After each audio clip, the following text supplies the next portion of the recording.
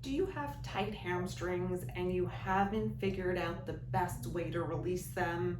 If that sounds like you, then this is the video for you. Hi everyone, I'm Susan Winograd with Pelvicore Plus, where we believe healing requires a total body approach.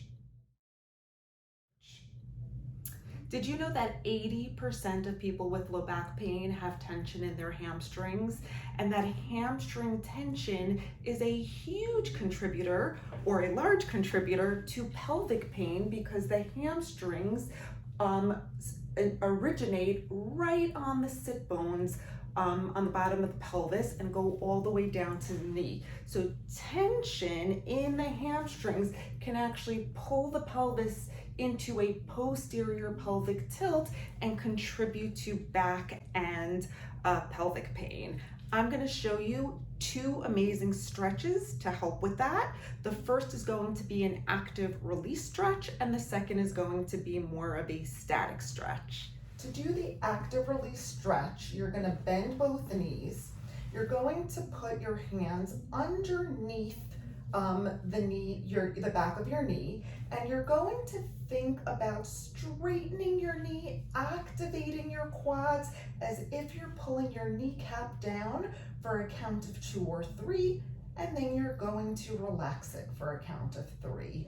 Again, you're going to straighten that knee, think about pointing the toes toward your head, engaging those quads, and then bringing it back down.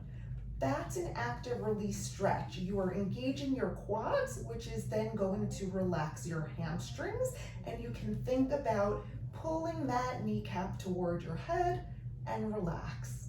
Every time you do it, you want to think about getting that knee a little bit straighter and bending down. You can try that for about 15 repetitions.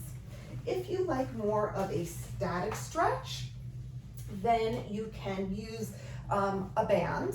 You can either straighten the other leg or bend it, whichever is more comfortable to you, and you're going to engage the hamstrings and straighten the knee, pulling up toward your head until you feel a nice stretch, but not painful enough where you have to guard against it. And you would hold this for about 60 to 90 seconds. Then you can come back, relax, re-engage the stretch, and hold for an additional 60 to 90 seconds. That longer stretch you can do about 3 to 5 times. I really like to do the active stretching before I exercise because that gets blood flow going to the tissues, and then the static stretch after you exercise where you're already warmed up and loosened. So go ahead and give those a try, and make sure you don't miss our next video that will show you a great hamstring stretch that you can do anywhere throughout the day. If this was helpful, make sure you hit the subscribe button so you don't miss any other amazing videos.